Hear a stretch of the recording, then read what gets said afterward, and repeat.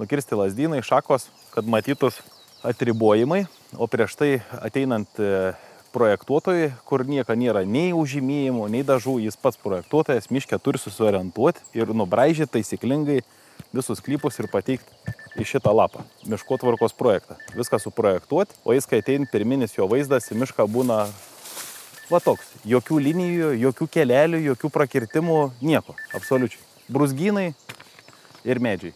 Arba jeigu pušynė, tai pušis. O kokia jisai navigacija naudojasi? Turi GPS-us, o patyrę miškininkai iš senų laikų jie atsispausdina ortografinės nuotraukas ir pagal tas ortografinės nuotraukas eidami, atsimatuodami atstumus, ant pačio lapo susibraižo, kur skiriasi jaunuolynas ir kur skiriasi brandesnis miškas. Pagal tam tikrus medžius jie iš orto nuotraukos atskiria dėti liniją, atsiskiria, po to grįžę persikelia viską į kompiuterį.